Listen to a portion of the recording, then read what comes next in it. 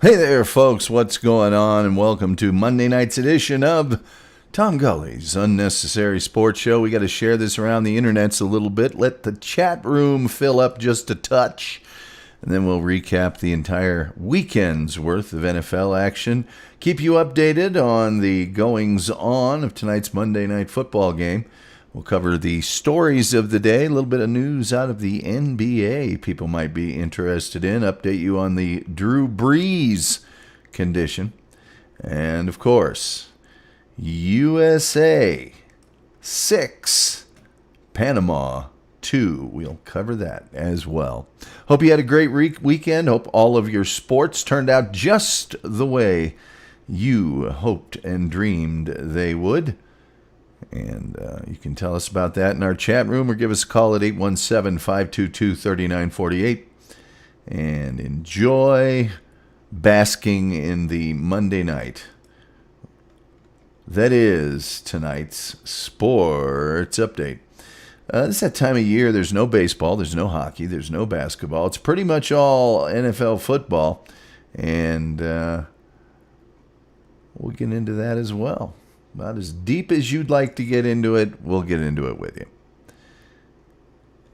Let's see if we've got anybody in our chat room. Dolores Colbert is here. Dolores, of course, not realizing I'm really very capable of updating the sports scores, and therefore putting them in the chat room is serving no purpose at all to anyone except to me, because it annoys me like you can't imagine. I'm telling you, steals all the thunder out of the show for me.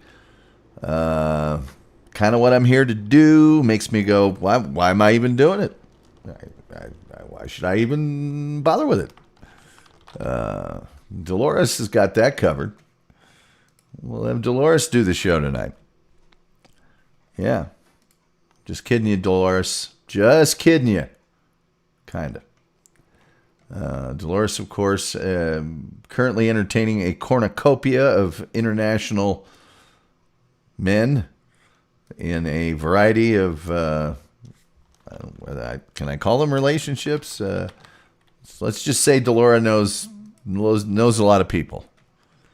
She probably has that international Skype rate. Celebration, my undefeated Steelers. That, Dolores, don't worry about it. Don't worry about it. It's not a big deal. We'll yeah.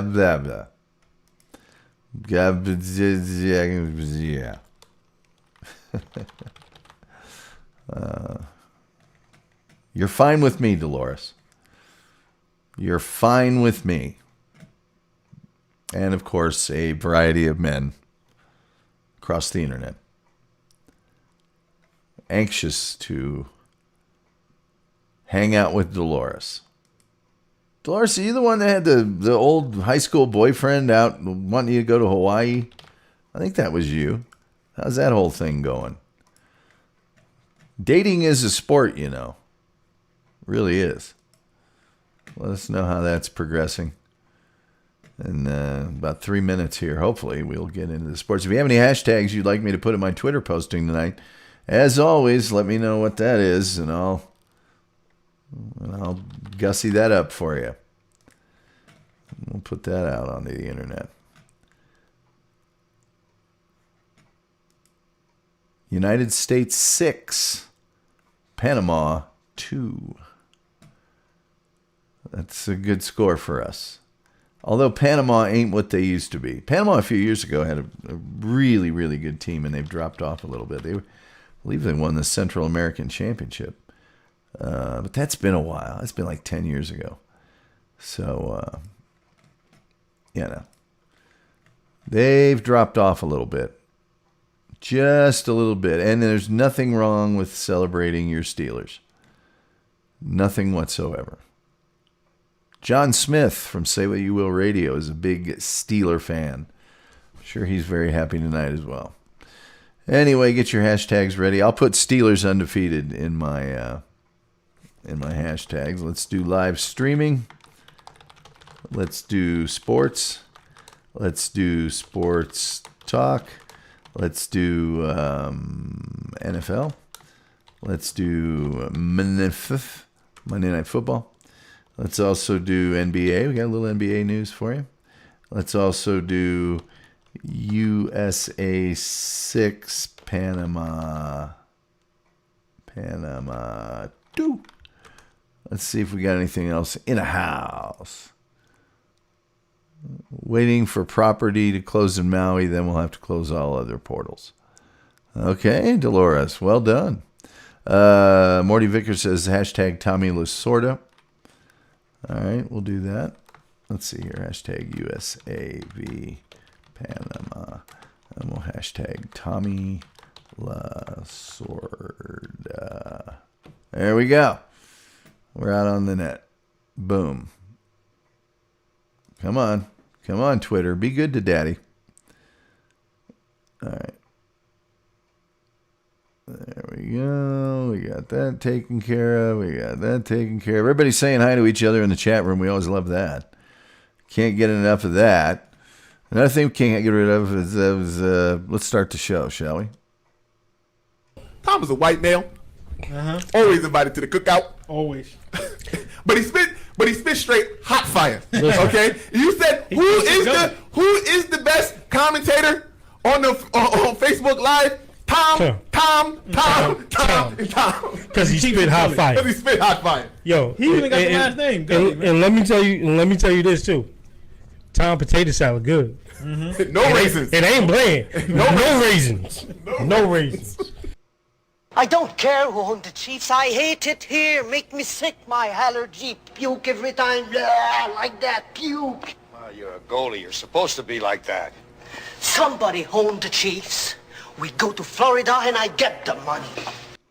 Down goes Frazier! Down goes Frazier! Down goes Frazier! Let me answer that. You know, that is an absolute crock of You know, you people in the news media, all of you dwell on some negative piece of like that. And I don't know how Steve feels about it, but it just and you don't have to bleep one single word of this. That it doesn't work for me. I gotta have more cowbell. Harbaugh of the Indianapolis Colts, and I recommend that you wear a helmet while listening to the show. No, get your helmet on, get strapped up, get strapped in. It's time for Monday night's edition of the Tom Gulley's Unnecessary Sports Show. We hope that you'll find this program as unnecessary as we found it when we put it together today. We got a lot going on. We're going to recap the entire weekend in the NFL. We're going to keep you updated on tonight Monday Night Football game. Currently, it is Bears 13, Vikings 10. Vikings with the ball. 7:55 left in the third. 4th and 14 on the Minnesota 18. I'm assuming there's a punt in someone's future. We'll also tell you about the stories of the day. Little NBA action. And USA 6, Panama dose. Anyway, let's go to our chat room. We've got Morty Vicker, the Sultan of the Outdoor Grill. And he's in here with us. And as is Dolores Colbert. Dolores' Steelers are 9-0. She's very excited about that. Very, very excited. As are we all. For her. Anyway. Hope you had a great weekend of sports. Hope everything went the way you wanted it to. I'll tell you, Morty Vicker recommended that I watch a little something this weekend called Ellis Mania. He predicted it would be a dumpster fire.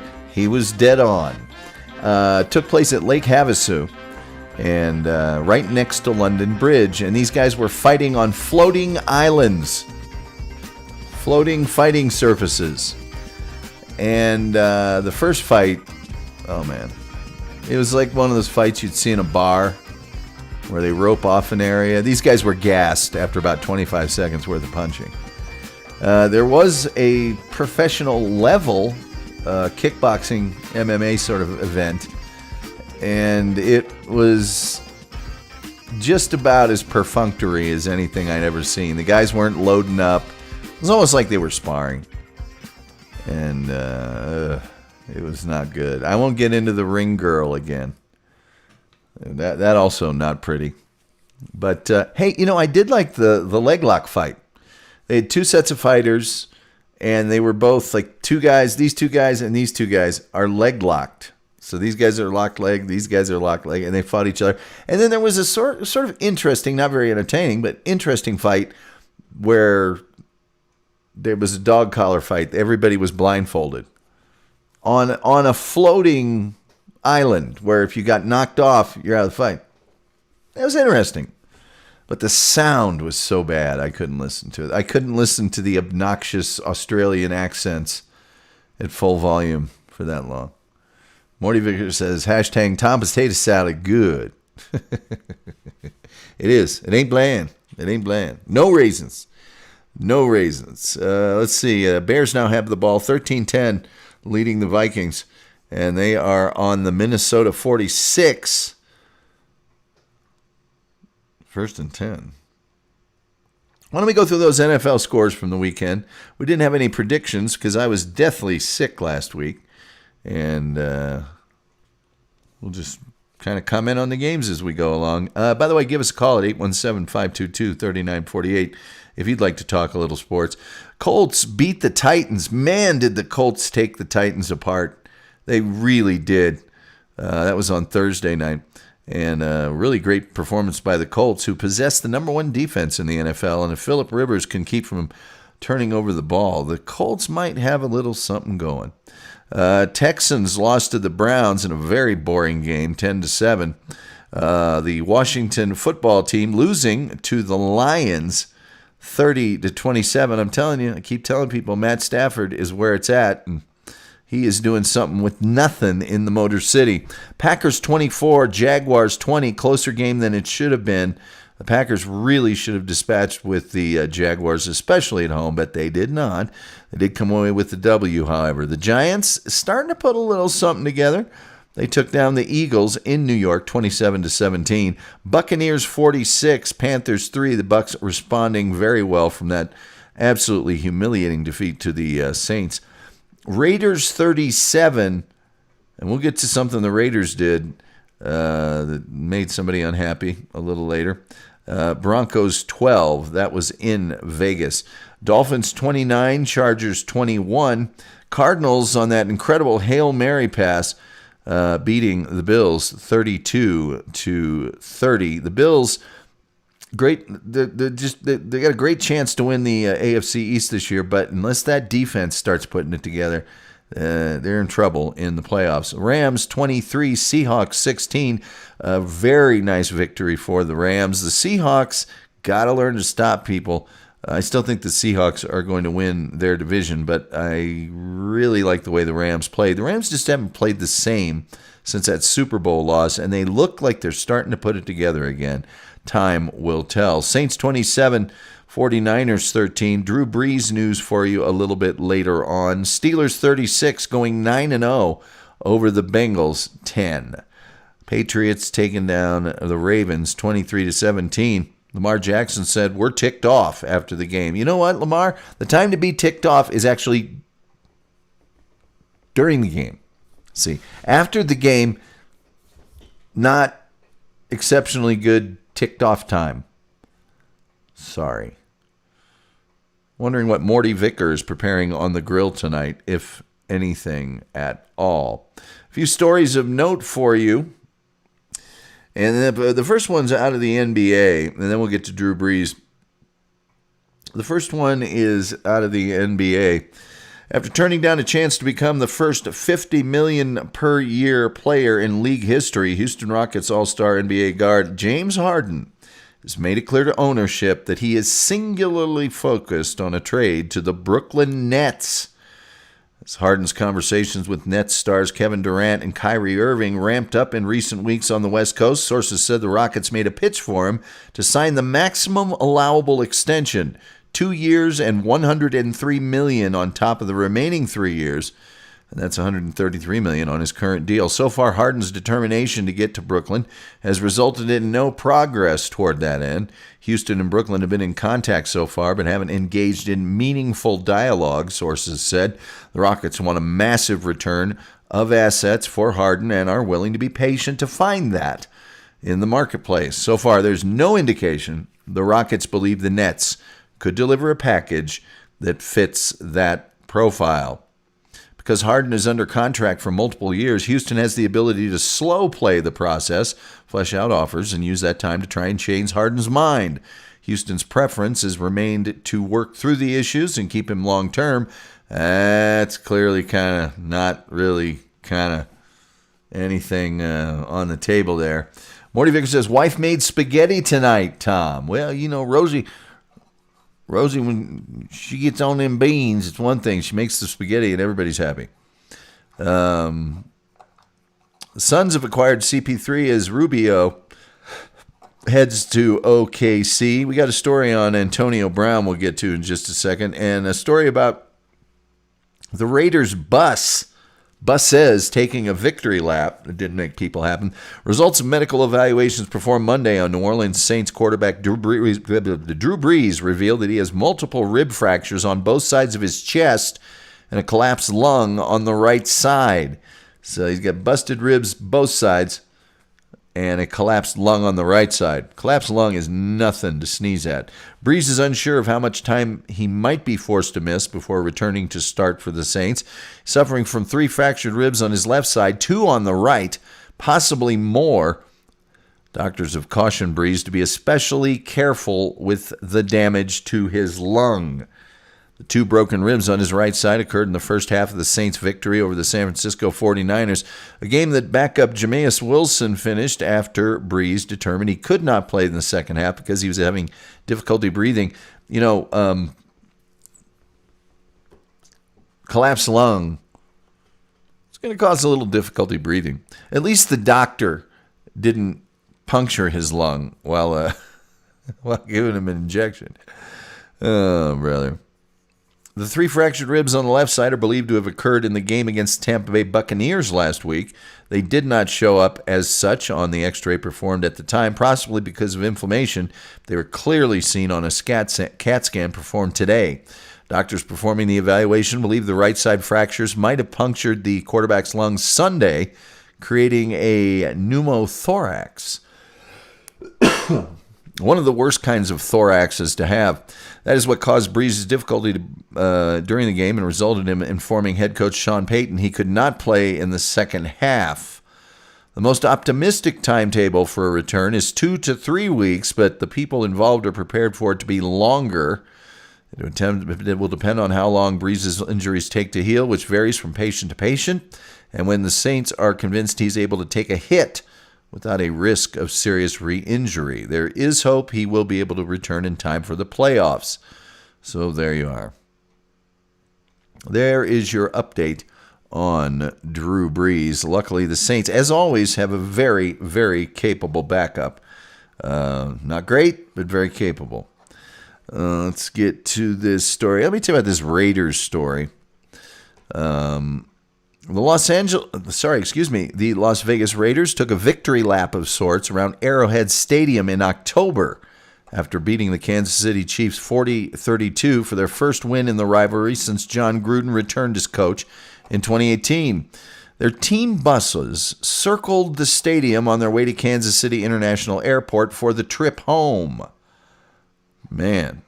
As the 8-1 Chiefs began preparation for Sunday night's rematch against the 6-3 Raiders in Las Vegas, Andy Reid seemed irritated about the victory lap. They won the game so they can do anything they want to do, says the Chiefs coach. That's not our style. Later, Reid was asked whether it was more difficult for a team to play an opponent for the second time when it won the first game. Reid said no and then added, I think they do, or they wouldn't have driven the bus. I think they do, or they wouldn't have driven the bus around the stadium. Raiders coach John Gruden asked Monday whether taking the victory lap on the bus at Arrowhead Stadium might be used as bulletin board material this week and said, not really. I mean, you can find a smart aleck bus driver in Kansas City who made some snide comments when we got on the bus. Maybe that's why we drove around the stadium to tick him off. You know, this is ridiculous. Next question. Dude, if you don't think that's going to be bulletin board material, you're nuts.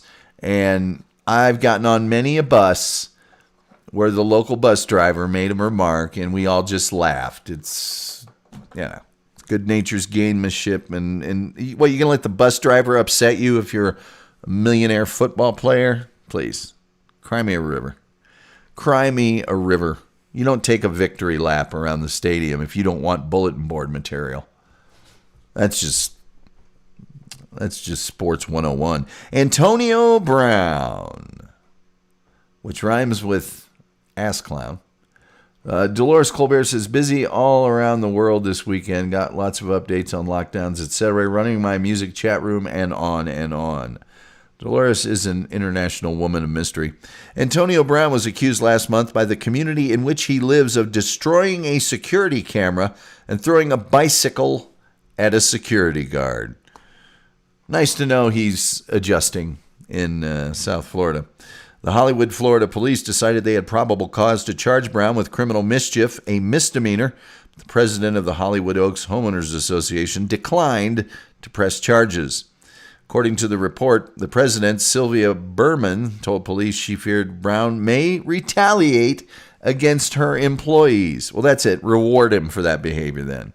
Berman told the Herald we're not afraid of Brown, but that the Hollywood Oaks board decided the incident wasn't serious enough to press charges, and that the now Tampa Bay Buccaneers wide receiver agreed to fix the camera that was damaged.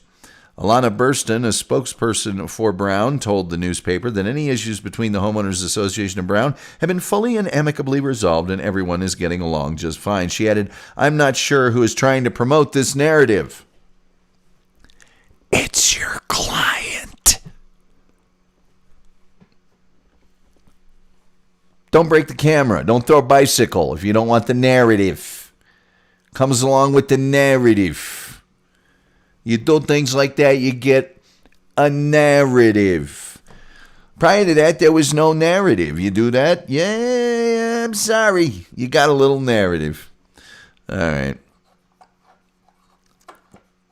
Boy.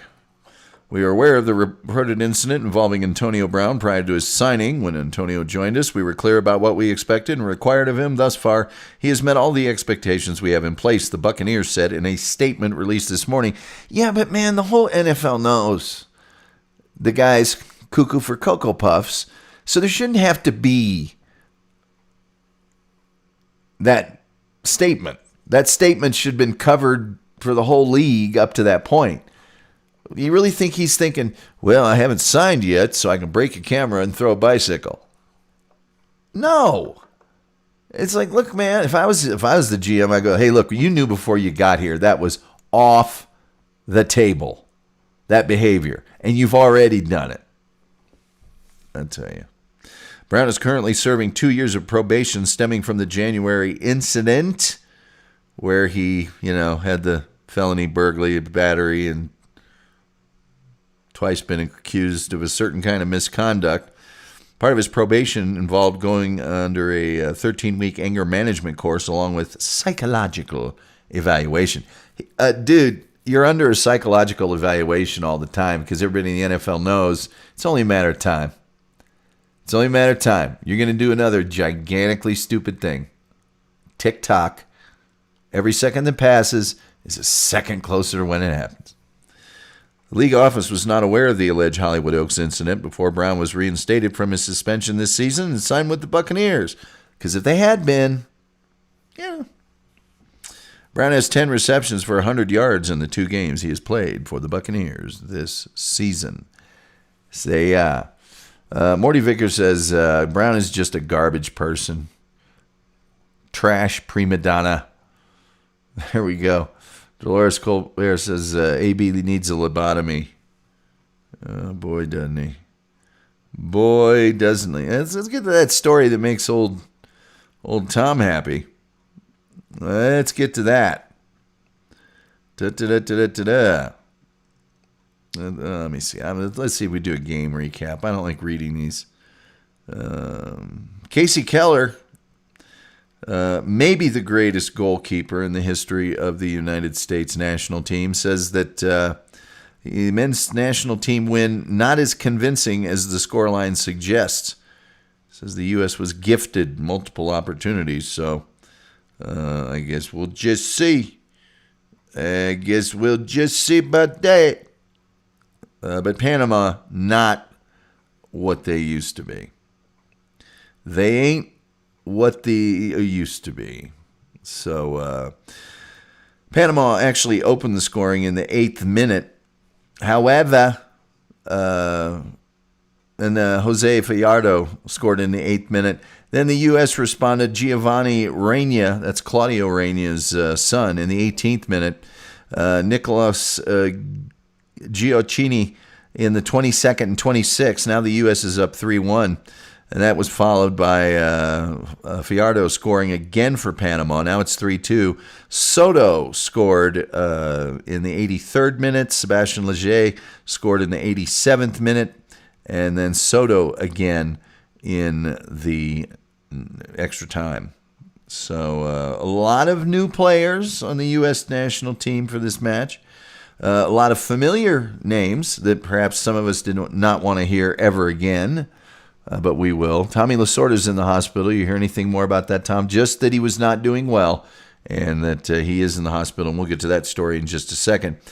For the U.S. national team, Zach Steffen in goal. I don't see anybody seriously contending with him, barring injury, for being the U.S. number one goalkeeper for the foreseeable future. Tim Ream, the much maligned and deservedly maligned Tim Ream, was on the field. Matt Miazga on the field, and he came off, and Chris Richards took his place. This was a friendly. This was not any sort of qualification match. Sergino Dest on the field. Reggie Cannon, Tyler Adams, Yunus Musa, and he was replaced by Leger. Weston McKinney, you expect to see him there. Gioacchini and Soto were the ones that switched spots. So that position for the U.S. Yielding 4 goals.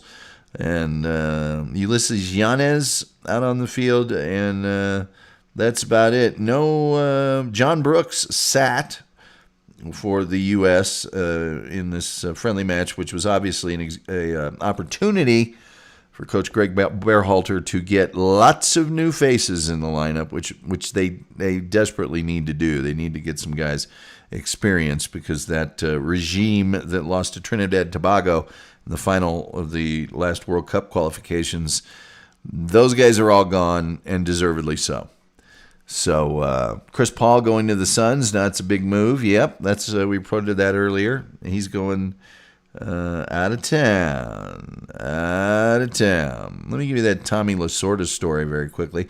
Former Los Angeles Dodgers manager Tommy Lasorda is hospitalized in intensive care in Orange County, California, the team announced. Lasorda, 93, is resting comfortably, according to the team. Lasorda attended the team's Game 6 victory over the Tampa Bay Rays on October 27th in Texas that clinched the Dodgers' first World Series title since 1988. He had a heart attack in June of 96 and retired from managing the Dodgers the next month. He has remained with the organization as a special advisor to the chairman. He's been with the Dodgers since 1949, starting as a minor league pitcher in the Brooklyn Dodgers system. He's been a pitcher, coach, manager for the team, inducted to the Baseball Hall of Fame in 1997. So not many details out. Hopefully he is, as we say, resting comfortably. Johnny Bench auctioned off some of his memorabilia, and that auction is nearing $2 million in proceeds for Mr. Bench. Curt Schilling, Roger Clemens, and Barry Bonds are headed for the Hall of Fame ballot. Schilling, of course, has said quite a few things since being in the game that might hurt him there. I don't think it should. I think Curt Schilling is a Hall of Famer, and I think he should get in. Clemens and Bonds, gentlemen, have a seat. I don't think either one of you should be in due to the juice, but I'm old school. But I still think you ought to have to wait because of that. So there you are. There you are. And that's about all we got. Well, let's break down the Hall. I don't want to do that right now. Let's maybe update you with who else is on that Hall of Fame ballot this time coming through. Morty Vigor says, how are the Dolphins only a half game back? Because it's the AFC East, baby, where mediocre is just okay. AFC East is weaker than I thought. Well, it's because the Patriots aren't dominating like they normally do, and it's because the Bills lost on that Hail Mary pass to the Cardinals. The Bills are very susceptible on defense. Morty Vickers says, wait for sure. There we go. Kurt Schilling, Robert Jer Clements, and Barry Bonds are the leading candidates to returning Hall of Fame ballots this year, without any favorites among the new names. Schilling was third behind Derek Jeter and Larry Walker with 70% of the necessary 75. He was 20 votes shy in the balloting last year. Clemens got 61% last year, and Bonds 60.7%, both well short of that 75% mark, which was 298 votes last year. There'll be a different total this year. Clemens has denied using performance-enhancing drugs, and Bonds says he never knowingly took any. Guys, come on. Pitchers Barry Zito, Tim Hudson, Mark Burley, and A.J. Burnett, as well as outfielder Torrey Hunter, are among the top newcomers on the ballot, announced just today. I don't see any of those guys getting on the list. I mean, I love Torrey Hunter, but I just don't see him getting on the list. 277 average. He did have 2,400 hits, 353 home runs. He's on the bubble there for me. On the bubble. Zito was 165 and 143 with a 4.04 ERA. I'm going to stop talking now. Hudson was 222 and 133 with a 3.49 ERA for Oakland, Atlanta, and San Francisco. You know what? Those are good numbers. That wins total. I mean, he's got almost 100 more wins than losses, but that's, I think, his biggest attribute as far as getting on the Hall of Fame 75%. I just think he needed to play longer. I think that 222 needs to be a bigger number. That's just me. Other holdovers on the ballot from last time include Andy Pettitte, Billy Wagner, Todd Helton, Jeff Kent. Man, Jeff Kent's getting real close in my book. I mean, he really played well for a long time. Scott Rowland, Bobby Abreu, Andrew Jones, Manny Ramirez, Gary Sheffield, and Sammy Sosa. Sosa didn't juice. He'd probably be in there. And Gary Sheffield, I don't know. You could make a case for Gary Sheffield, but Dan Herron, LaTroy Hawkins, Aramis Ramirez, Michael Cudyer, Nick Swisher, and Shane Victorino also on the list, and I don't think any of them got a shot at making it here. No. Schilling missed by a small margin. I think it's definitely his time. I agree. Morty, it would be a shame if they make him wait any longer. I agree there as well. Morty Vickers says Hunter just needs to wait in line. He'll get there, I think, though. I don't know. The batting average, I don't think is high enough. But if he had stayed in and gotten the 3,000 hits, he'd have been fine. But he didn't do that, did he? I think Hunter also, you really got to look at his defensive abilities. I think he was a 9-time Gold Glover and just some highlight reel stuff. I mean, I love Torrey Hunter. To me, he's a bubble Hall of Famer. If they kept him out, I'd be like, Start of the fourth quarter in Chicago, Vikings 13, Bears 13. Vikings with the ball, 1st and 10 at the Minnesota 37. That's what's going on tonight in sports. Unless you guys have anything else you'd like me to cover, I guess I'll take a quick run through and see if there's any other NFL stories of note. He wrecked the camera. Andy Dalton has cleared protocols with the Cowboys from those concussions, and he has practiced today. So there you are. Matt Stafford says his x-rays were negative. He's hopeful to play on Sunday. Chiefs have put 3 players on the COVID list, including 2 offensive line starters. So that's not great news for the Chiefs nation. There we go. So I think that's going to do it for us tonight here on the Unnecessary Sports Show. I hope you guys are having a great sports night. I hope you enjoy the rest of the Monday Night Football game and that great Rosie Williams spaghetti. I hope Dolores Colbert has a fine smorgasbord of international men to interact with this evening. And, of course, we will be here again tomorrow night to bring you the most unnecessary sports show ever. we might figure out a different schedule for this show until the leagues pick up again, because tomorrow night there will be nothing to report on except the final score of this NFL game and any stories that may occur. Morty Vickers says you got to look up how bad Tiger did on the 12th hole this weekend. It's just embarrassing. Okay, I'll look it up, but I try never to talk about golf. It's just it's just a thing for me. At any rate, way to go, United States. And all that being said, we'd like to thank Morty Vicker and Dolores Colbert for inhabiting our chat room tonight and making the show so much fun. Other than that, and Ellis Mania. We'd like to thank that and whatever. All right, with that being said, we'll just wish you good night and good sports.